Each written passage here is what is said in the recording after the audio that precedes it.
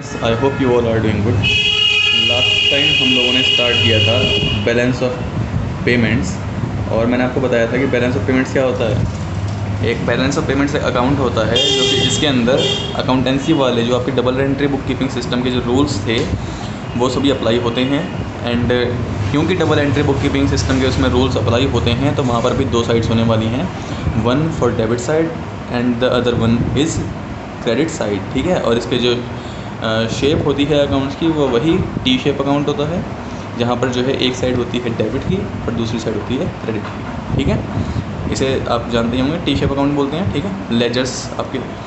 And दूसरी बात आपको मैंने बताया था कि बैलेंस ऑफ पेमेंट क्या होता है।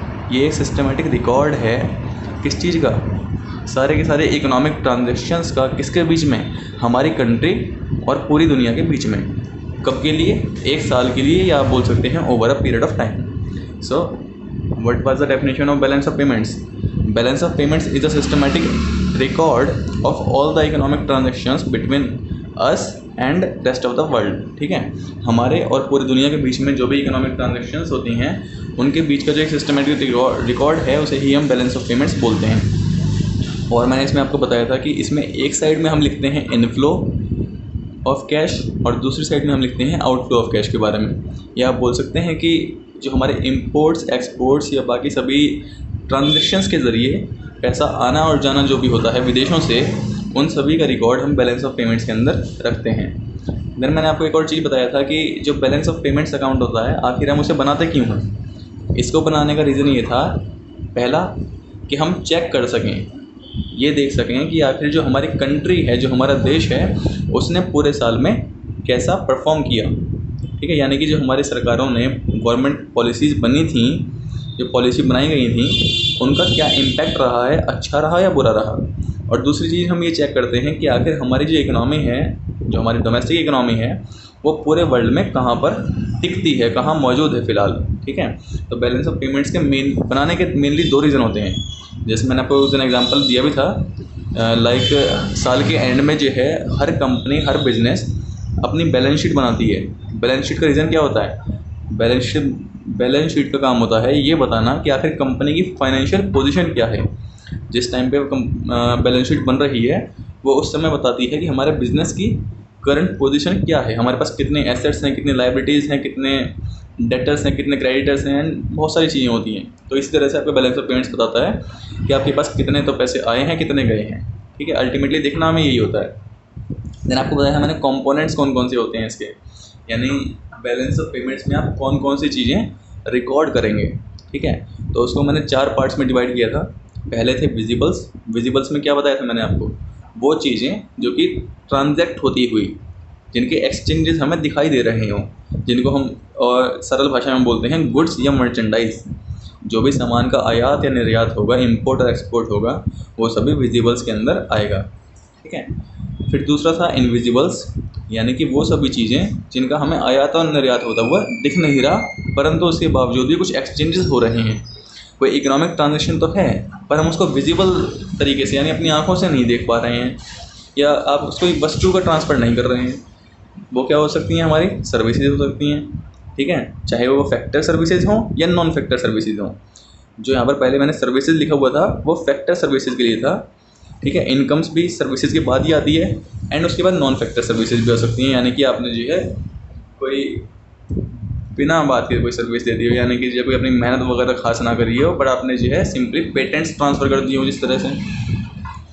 देन उसके बाद था यूनिलेटरल ट्रांजेक्शन्स या ट्रांसफ़र्स बोल सकते हैं इनको। यूनी मतलब वन साइडेड। ठीक है, वो सभी ट्रांसफ़र्स या ट्रांजेक्शन्स जो कि एक तरफा हों।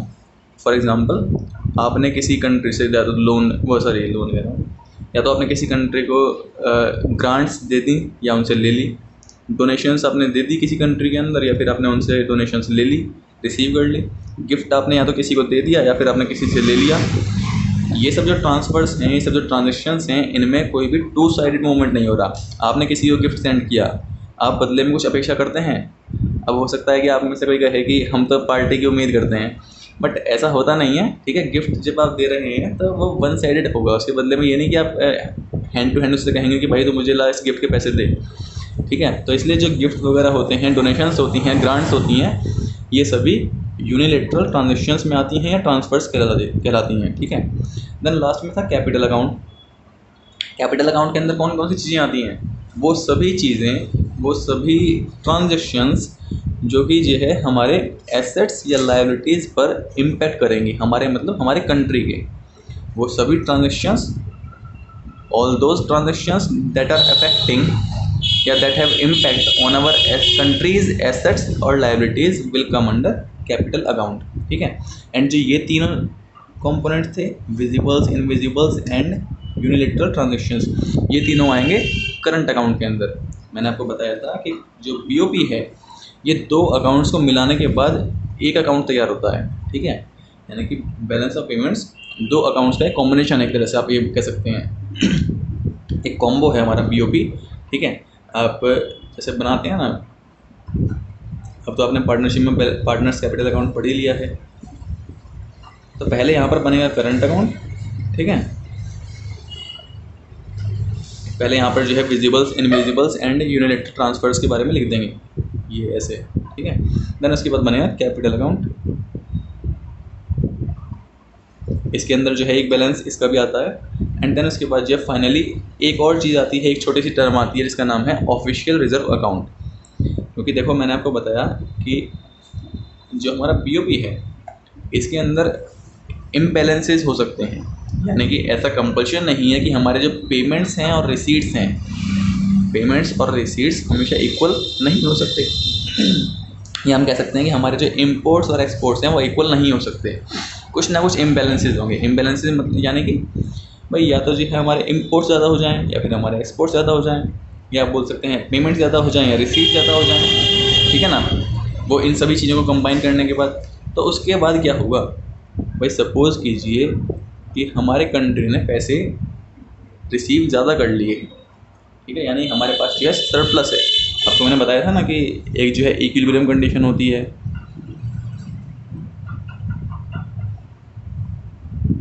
इक्विलिब्रियम बीओपी होता है भाई। तो हमारा इक्विलिब्रियम मतलब क्या होगा, जब दोनों साइड्स इक्वल होंगी भाई, जब जो है debit side of BOP and credit side of BOP जब दोनों इक्वल हों तो हम उसे बोलेंगे कि हमारा जो बीओपी है, जो बैलेंस ऑफ पेमेंट्स अकाउंट है, वो इक्विलिब्रियम कंडीशन में है, ठीक है ना। यानी कि ना तो हमारे पास कोई सरप्लस है, ना ही हमारे पास कोई डेफिसिट है। या आप बोल सकते हैं कि जहाँ पर जो है हमारा फॉरेन एक्सचेंज का जो बैलेंस है वो ज़ीरो हो जाता है, फॉरेन एक्सचेंज का जो बैलेंस है वो ज़ीरो हो जाता है। आपने करंट अकाउंट को देख लिया, कैपिटल अकाउंट को देख लिया, दोनों के जो बैलेंसेस हैं उसमें कोई भी ना तो पॉजिटिव बैलेंस बचता, ना ही नेगेटिव बैलेंस बचता हमारे पास, ना तो डेबिट साइड बैलेंस बचता, ना ही क्रेडिट साइड बैलेंस बचता। हमारे अकाउंट्स जो है बैलेंस हो गए। बैलेंस होने का मतलब क्या है कि हमारे पास जो है फॉरेन एक्सचेंज का रिजर्व के नाम पर, एक्स्ट्राज के नाम पर या फिर डेफिसिट के नाम पर कुछ भी नहीं बचा। इक्विलिब्रियम बीओपी कब आता है, when current account plus capital account are equals to zero, ठीक है जी। भाई हमारा बीओपी इक्विलिब्रियम में कब होगा, जब हमारे पास जो है कोई भी बैलेंस नहीं बचे। ये बात आप अकाउंट्स के स्टूडेंट्स हैं, आपको बहुत इजीली समझ में आ जानी चाहिए। जब हमारे पास जो है कोई भी बैलेंस ना बचे, यानी कि ना तो ये साइड हमारी बड़ी है, ना ही हमारी ये साइड बड़ी है, तो क्या होता है, हमारा जो अकाउंट है वो बैलेंस कर जाता है। आपने जब 11वीं क्लास में लेजर्स बनाए होंगे तो उसमें एक आधा लेजर 100% ऐसा होगा जो कि बैलेंस कर जाया करता था, ठीक है। जैसे कि नॉर्मली आपके जो परचेज़ की मान लो आपने, और फिर सारी की सारी परचेज़ वापस कर दिए जो है किसी आपका क्रेडिटर का अकाउंट है, आप लास्ट में उसको सेटल कर देते हैं तो अकाउंट एंड में बैलेंस कर जाता है ना। तो इसी तरह से अगर मान लो कि हमारा जो अकाउंट है बीओपी का अकाउंट, करंट प्लस कैपिटल मिलाने के बाद बैलेंस कर गया, बैलेंस मतलब ना तो ये साइड बढ़ी ना ही ये साइड बढ़ी, तो क्या होगा, हमारे पास जो है करंट अकाउंट और कैपिटल अकाउंट का जो बैलेंस है वो बचेगा ज़ीरो। बैलेंस करने का मतलब है no surplus and no deficit, ठीक है जी। फिर मैंने आपको बताया था कि डिसइक्विलिब्रियम कंडीशंस होंगी। वैसे आप अब तक जो है इकोनॉमिक्स में बहुत सारे इक्विलिब्रियम और डिसइक्विलिब्रियम पढ़ चुके होंगे, बजट में भी यही था सेम, फॉरेन एक्सचेंज में भी यही था, डिसइक्विलिब्रियम भी होगा। तो मेरे ख्याल से याद हो जाना चाहिए कि इकोनॉमिक्स के अंदर इक्विलिब्रियम कब होता है, जब कोई भी सरप्लस या डेफिसिट ना हो, ठीक है, यानी दोनों साइड से इक्वल हैं। दोनों साइड्स इक्वल हैं। डिसइक्विलिब्रियम कब होगा भाई? डिसइक्विलिब्रियम के अंदर दो कंडीशंस होंगी, एक तो होगा सरप्लस, दूसरा होगा डेफिसिट। अब आपको देखना ये है कि आखिर जो हमारा सरप्लस है वो कब होगा और डेफिसिट जो है वो कब होगा। भाई जब जो है हमारे पास कुछ पॉजिटिव बैलेंस बचता है, when current account plus capital account are equal to some positive balance, then equilibrium will be in BOP will be in disequilibrium condition and there will be a surplus। यानी कि जब हमारे पास जो है कुछ foreign exchange का positive balance बच रहा हो तो वो होगा हमारा सरप्लस की कंडीशन। और जब हमारे पास जो है current account plus capital account का जो बैलेंस आता है वो कुछ नेगेटिव नंबर हो, नेगेटिव बैलेंस आता है, तो वो कंडीशन होगी डेफिसिट की।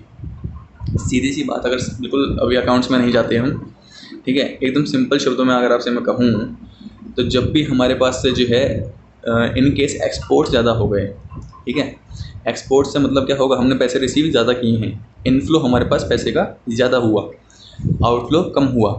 इनफ्लो तो हुआ भाई 1000 रुपये का, आउटफ्लो हुआ 500 रुपये का, ठीक है, तो बैलेंस कितना बचा? 500 रुपये पॉजिटिव नंबर, यानी ये पैसे हमारे जेब में आ गए। ये जो फॉरेन एक्सचेंज है वो हमारे पास ऐड हो गए हैं, ठीक है ना। तो ये जो 500 रुपये हैं वो क्या होंगे? हमारा सरप्लस, ठीक है जी।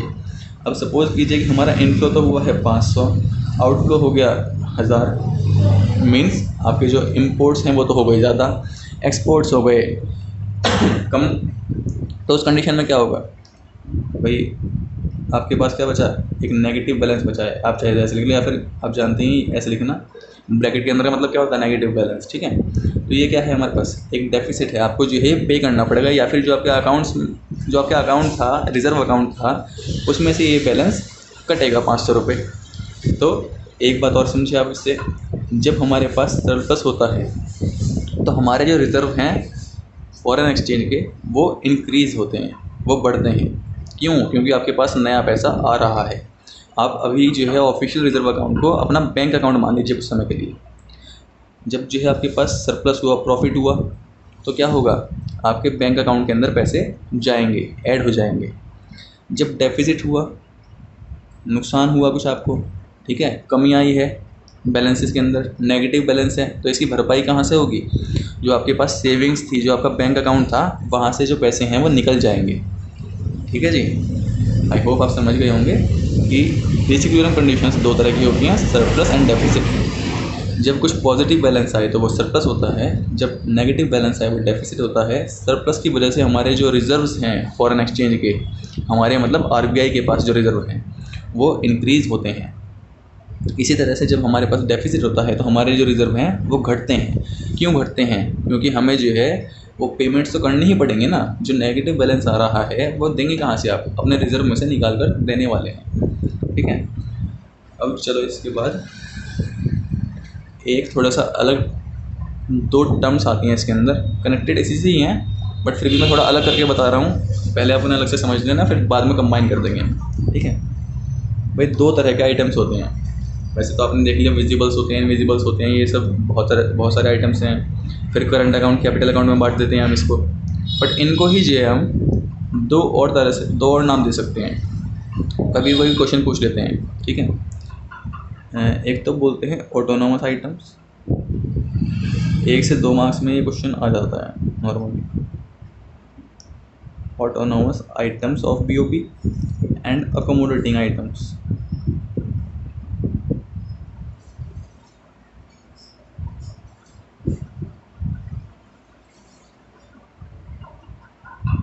भाई BOP आइटम्स जो होते हैं, जो उसके अंदर चीज़ें रिकॉर्ड की जाती हैं, उनको 2 पार्ट्स में डिवाइड कर देते हैं, ठीक है। पहले का नाम तो है ऑटोनोमस आइटम्स, दूसरे का नाम है अकोमोडेटिंग आइटम्स। ऑटोनोमस का मतलब क्या होता है? ऑटोनोमस जो कि इंडिपेंडेंट हो, ठीक है। बिल्कुल साधारण भाषा में बता रहा हूँ मैं, आपकी बुक में भी वैसे कुछ ज़्यादा मुश्किल तो लिखा हुआ नहीं, पर फिर भी ये और सिंपल है। इंडिपेंडेंट आइटम्स यानी कि इनको जो है बाकी किसी चीज़ से लेना देना नहीं है। हमारे पूरे अकाउंट्स के अंदर पूरे के पूरे इस साइड में क्या लिखा हुआ है, इन आइटम्स को उससे कोई मतलब नहीं है, ये तो होकर रहेंगे। ठीक है, ये ट्रांजेक्शन्स वो ट्रांजेक्शन्स हैं जो कि प्रॉफिट या लॉस को नज़र में नहीं रखती, यानी कि इनको कोई मतलब नहीं कि हमारे पास पॉजिटिव बैलेंस है या नेगेटिव बैलेंस है, ये आइटम्स हो जाती हैं। जैसे कि जितने भी यहाँ पर लिखे हुए हैं ये चारों, ये सारे के सारे ऑटोनोमस आइटम्स हैं। भाई अब मान लीजिए हमारे कंट्री का जो डेफिसिट है वो बहुत ज़्यादा है, तो इससे मुझे क्या मतलब। अगर मान लो कि मुझे एप्पल का फ़ोन चाहिए तो वो चाहिए बस, ठीक है ना। अगर हमारा कंट्री का जो बीओपी है वो सरप्लस में चल रहा है तो इससे क्या मुझे मतलब। अगर मैं सामान एक्सपोर्ट कर रहा हूँ तो कर ही रहा हूँ बस, ठीक है। ऐसी सर्विसेज मान लो मुझे कि अमेरिका में जाके अमेरिका से कोई सर्विस लेनी है, वहाँ का किसी एक्सपर्ट की राय लेनी है, तो मैं सर्विस ले लूँगा उससे। मुझे क्या मतलब कि हमारे भाई एक आम आदमी को, एक आम नागरिक को क्या मतलब है कि सरप्लस चल रहा है, डेफिसिट चल रहा है, ठीक है। मतलब हो भी, पर वो इतना ध्यान उस टाइम नहीं देता जब अपनी बारी आती है। काम करवाना करवा लिया, ख़त्म, ठीक है।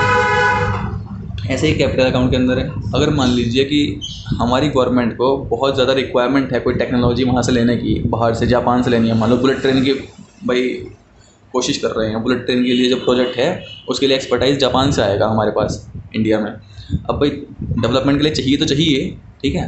उसमें क्या मतलब कि अगर हमारे पास सरप्लस है, डेफिसिट है, थोड़ा बहुत कर सकते हैं पर इतना ज़्यादा नहीं, ठीक है। So all the items of current and capital account are autonomous items, ठीक है। Autonomous are those which are free from the consideration of profits, ठीक है। प्रॉफिट है या नहीं है वो इस बात से अनजान है, उन्हें कोई मतलब नहीं, बेचारे सीधे बच्चे हैं, ये तो बस हो जाते हैं। This transactions happens only happen, ठीक है। जबकि अकोमोडेटिंग आइटम्स कौन से हैं, ये तभी आएंगे इसके अंदर जब हमारे पास कुछ प्रॉफिट हो या फिर लॉस हो, यानी कि जो है ये आइटम्स बैलेंस करने के लिए आते हैं। जो हमारा बीओपी है, आपको एक बात बता दूं मैं, वैसे मैंने यहाँ पर बताया आपको कि कुछ डिसइक्विलिब्रियम कंडीशन है, यानी कि बीओपी में पॉजिटिव बैलेंस भी आ सकता है, नेगेटिव भी आ सकता है। बट अल्टीमेटली जब हम बीओपी को क्लोज करते हैं, जब एंड में बीओपी बन के तैयार होगा, पहले करंट अकाउंट बनेगा, देन कैपिटल बनेगा, उसके बाद लास्ट में जब हमारा बीओपी क्लोज होगा तो उसके अंदर हम कुछ अकोमोडेटिंग आइटम्स ऐड करेंगे और जो बीओपी का बैलेंस है उसको जो है हम ज़ीरो दिखा देंगे, यानी कि फाइनली जो हमारा बीओपी बैलेंस है वो ज़ीरो के इक्वल ही होगा, ठीक है। करना पड़ता है ऐसा, ये रूल है, ठीक है जी। वो कैसे करेंगे हम, पहले आपको मैंने बताया कि current account and capital account के सारे ट्रांजेक्शन हमने ले ली। उसके बाद क्या हुआ, हमारे मान लो कि बीओपी हो गया डिसइक्विलिब्रियम में, तो सरप्लस है या डेफिसिट है। सरप्लस का मतलब पॉजिटिव बैलेंस है, डेफिसिट का मतलब नेगेटिव बैलेंस है। तो हम क्या करेंगे, अगर हमारे पास कुछ पॉजिटिव बैलेंस है तो हम इसके अंदर एक नेगेटिव अकोमोडेटिंग आइटम ऐड कर देंगे और इसका जो बैलेंस है वो ज़ीरो कर देंगे। मान लीजिए पॉजिटिव बैलेंस है हमारे पास यहाँ पर +500, तो हम जो है -500 दिखाकर ऑफिशियल रिजर्व अकाउंट के नाम से करते हैं। मैं आपको बता देता हूँ, अकोमोडेटिंग आइटम के नाम पे जो है सिर्फ एक ही आइटम आता है, वो है official reserves account.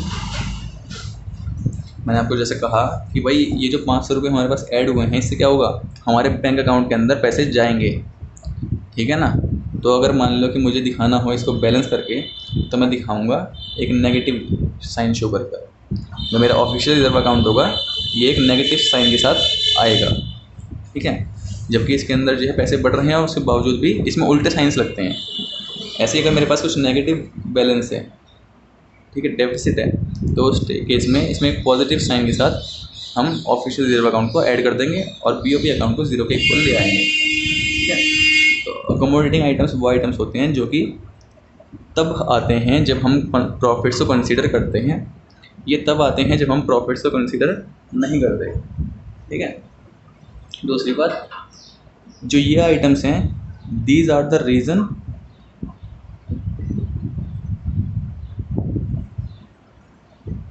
Of disequilibrium. मैंने आपसे कहा कि डिसइक्विलिब्रियम कब आएगा, जब मेरे सिर्फ करंट अकाउंट और कैपिटल अकाउंट के बैलेंसेस ही लिखे जाएंगे, ठीक है। और इन्हीं की वजह से यानी ऑटोनोमस आइटम्स की वजह से ही मेरे पास या तो सरप्लस होगा या फिर डेफिसिट होगा। तो आप चाहे तो लिख सकते हैं these are the reason for disequilibrium, और we can say these are the reason for surplus और डेफिसिट। ठीक है, जबकि अकोमोडेटिंग आइटम्स कौन से होते हैं? दीज आइटम्स आर यूज्ड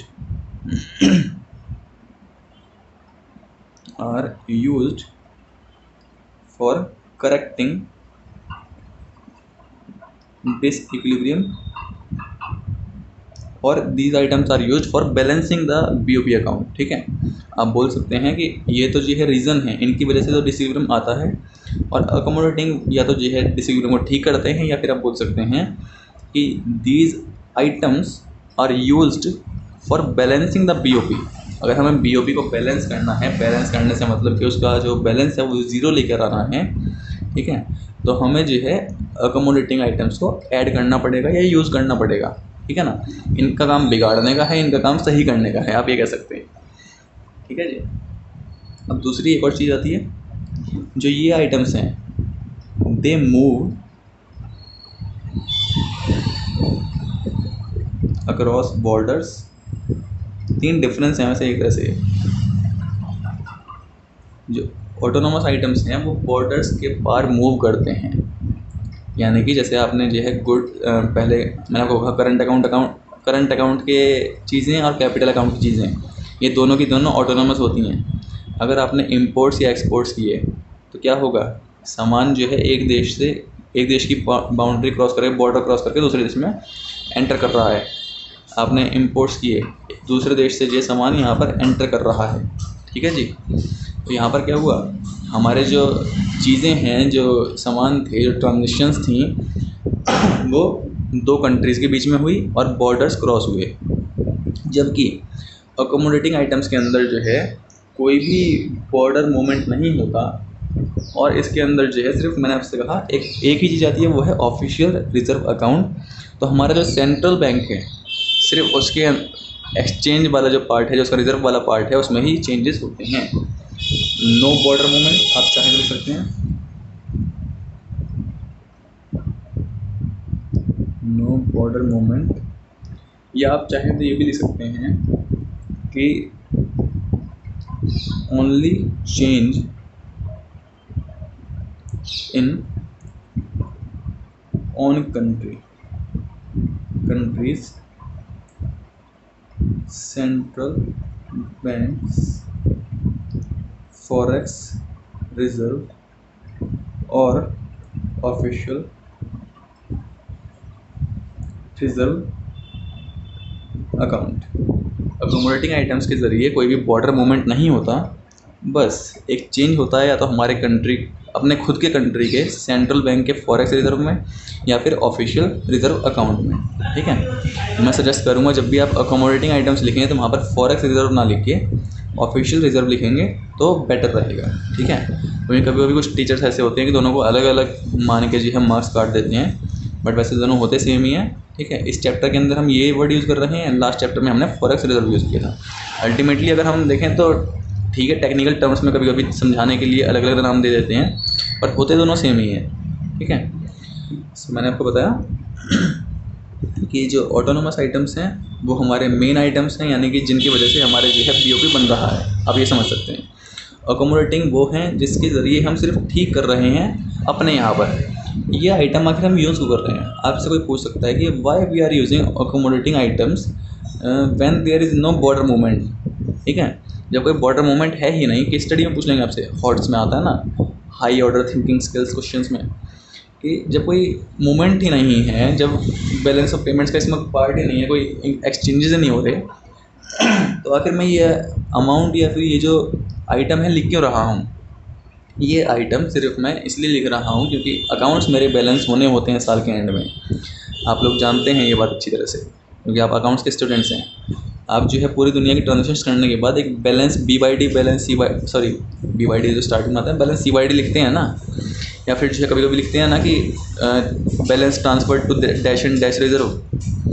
तो उस रिज़र्व के लिए ही, उस अकाउंट को बैलेंस करने के लिए ही मुझे अकोमोडेटिंग आइटम्स ऐड करने पड़े। क्यों? क्योंकि हमारा जो बीओपी है वो अल्टीमेटली है तो एक अकाउंट ही। बीओपी जो है क्या, वो एक सिस्टमेटिक रिकॉर्ड है। रिकॉर्ड मतलब जिसके अंदर दो साइड्स हैं, डेबिट और क्रेडिट। और डेबिट और क्रेडिट क्या कहती हैं कि लास्ट में जाके भाई जब साल ख़त्म हो रहा हो तो मुझे बैलेंस करके चला जाइए, नीचे यहाँ पर जो बैलेंस होगा वो मुझे इक्वल शो करके चला जाइए। यही कहते हैं ना, यहाँ पर कुछ भी लिखो तुम और यहाँ पर जो बैलेंस है वो हमेशा इक्वल आना चाहिए। अकाउंट्स ये तो कहता है हमारा, बैलेंसेस हमेशा जो है चीज़ों को इक्वल रख के चलो, तराजू। तो इसी वजह से क्योंकि हम जो है बीओपी के ज़रिए एक अकाउंट बना रहे हैं, तो मुझे बैलेंसेस जो है अपने अकाउंट्स के अंदर, अपने रिकॉर्ड्स के अंदर इक्वल शो करने ही पड़ेंगे। वो बात अलग है कि मैं जो है चेक करने के लिए बाद में चेक कर लूँगा कि प्रॉफिट, भाई आप प्रॉफिट भी निकालते हैं तो यहाँ पर दिखते हैं ना, profits transfer to dash and dash account, profits transfer to partners, फलाना ठिकाना जो भी है, ठीक है। तो इसलिए मुझे अकोमोडेटिंग आइटम्स को ऐड करना पड़ता है जिससे कि मैं अपने बीओपी को बैलेंस कर सकूं, या उसका जो बैलेंस नेगेटिव या पॉजिटिव था उसको करेक्ट करके ज़ीरो लेकर आ सकूं। क्योंकि अल्टीमेट गोल क्या होता है हमारे अकाउंट्स में, बैलेंस शुड बी ज़ीरो, ठीक है। आई होप आज के लिए इतना काफ़ी है, आप लोग कंफ्यूज ना हो जाएं, इसलिए मैं कहूँगा कि 1 बाय 1 देखना। मैंने थोड़ा सा कलबला किया था पहले स्टार्टिंग में, इसलिए जिससे कि आपको याद आ जाए। दूसरा मैंने आपको बताया कि इक्विलिब्रियम कंडीशन कौन सी होती है, डिसइक्विलिब्रियम कंडीशन कौन सी होती है, करंट अकाउंट, कैपिटल अकाउंट, और साथ में अब एक और चीज़ ऐड हो गई जो बैलेंस करने के लिए यूज़ होती है, वो होती है ऑफिशियल रिजर्व अकाउंट। अब देखिए, आप ये पूछ सकते हैं कि यदि हमसे पूछा गया क्वेश्चन में कि कौन कौन सी चीज़ों को मिलाकर हमारा बीओपी तैयार होता है, तो भैया आप जो है स्टार्टिंग में अगर क्वेश्चन पूछा गया है 1 नंबर में, तो आप बोलेंगे current account and capital account only. यदि आपसे पूछा जाए कुछ टिपिकल सा क्वेश्चन घुमा फिरा के पूछ रखा है कि despite of having current account and capital account, BOP have some other account also which is used for correcting the balances of BOP, या फिर which is used for balancing the BOP account, then name that account, तो आप बोल देंगे official reserve account. 2 number में पूछ लिया तो आप जो है बोलेंगे कि ये दोनों मेन कंपोनेंट्स हैं हमारे, या ये दोनों अकाउंट्स मेन हिस्सा हैं BOP का, पर एंड में जो है BOP को करेक्ट करने के लिए, बैलेंस करने के लिए, इक्विलिब्रियम में लेके आने के लिए हम एक और चीज़ ऐड करते हैं, एक और अकाउंट ऐड करते हैं उसमें, जिसका नाम है ऑफिशियल रिजर्व अकाउंट, ठीक है। अब एक और चीज़, और जो ऑफिशियल रिजर्व अकाउंट है ये होता है हमारा अकोमोडेटिंग आइटम। बाकी जो दोनों हैं current account and capital account के आइटम्स, वो सभी होते हैं ऑटोनोमस आइटम्स। एक और वर्ड है, इनको तो बोलते हैं हम अबव द लाइन आइटम्स।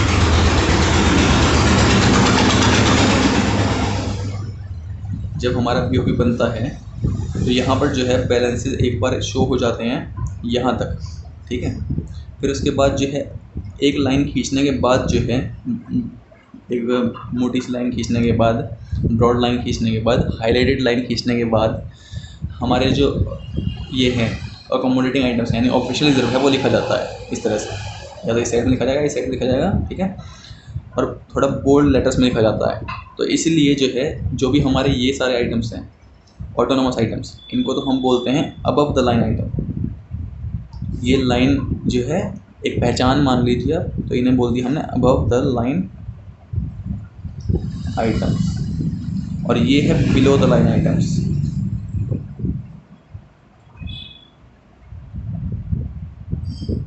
तो आप बस इतना याद रखना। वैसे ये above the line, below the line कोई ऐसी पहचान नहीं है बस कभी कभी क्या होता है टेक्निकल टर्म्स में यूज़ करने की चीज़ें हैं। तो आप जब ऑटोनोमस की या अकोमोडेटिंग की डेफिनेशन दें तो आप बोल सकते हैं autonomous items are also known as above the line items and they includes all the components, all the items of current and capital account, and accommodating items are below the line items, are also known as below the line items, and it includes official reserve account, ठीक है। ऐसा क्यों है भाई?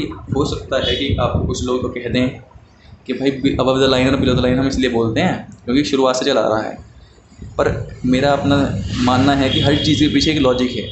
भाई बनाने वाले पागल तो थे नहीं जो उन्होंने ऐसे नाम दे दिया, क्योंकि हमारे जो अकोमोडेटिंग आइटम्स हैं ये सारे ट्रांजेक्शन्स होने के बाद सिर्फ साल के एंड में जब हम अकाउंट को बैलेंस कर रहे हैं उस टाइम पे लिखे जा रहे हैं, और एक बार बैलेंस चेक करने के बाद उसके बाद आप लिखते हैं ना balance C/D and B/D, sorry balance C/D। तो इस वजह से जो है हम इनको बिलो द लाइन आइटम बोलते हैं, यानी कि पहले बैलेंसेस चेक करने के बाद आप जो है सिर्फ करेक्शन करने के लिए ही इनका इस्तेमाल कर रहे होते हैं, इसलिए इनको बिलो द लाइन आइटम बोल के एक डबल लाइनिंग के नीचे लिखा जाता है। ठीक है, क्योंकि अकाउंट्स में तो आप जो है ठीक है ऊपर कर लेंगे, समझ लेंगे, पर क्योंकि इकोनॉमिक्स के अंदर या फिर जो हमारा बीओपी है, ये बहुत सारे ऐसे भी लोग चेक करने वाले हैं, इसके जो स्टडी करेंगे बहुत सारे ऐसे लोग होंगे जिनको अकाउंट्स अच्छी तरह से नहीं आता हो, तो उनको समझाने के लिए, उनके लिए इसे सिंप्लीफाई करने के लिए हम इन आइटम्स को यहीं पर नहीं लिखते हैं, एक अलग से पहचान बनाएंगे, पहले बैलेंस करके दिखा के उसके बाद इन्हें ऐड करेंगे, देन यहाँ पर जो है बैलेंसेस सेम लिखेंगे। ठीक है, सपोज़ कीजिए कि 1 लाख है तो 1 लाख एंड 1 लाख। भाई यहाँ पे आ गया था, मान लो कि आपका टोटल 50,000 के आसपास, यहाँ पर आ रहा था 1 लाख, तो मुझे ये बैलेंस करने के लिए क्या करना पड़ेगा, यहाँ पर जो 50,000 जोड़ने पड़ेंगे और फिर दोनों का 1 लाख आ जाएगा। इस तरह से मेरा जो बीओपी है वो हो गया ये माइनस ये 0। ठीक है, ये करना पड़ता है बस। आज के लिए इतना ही, धन्यवाद।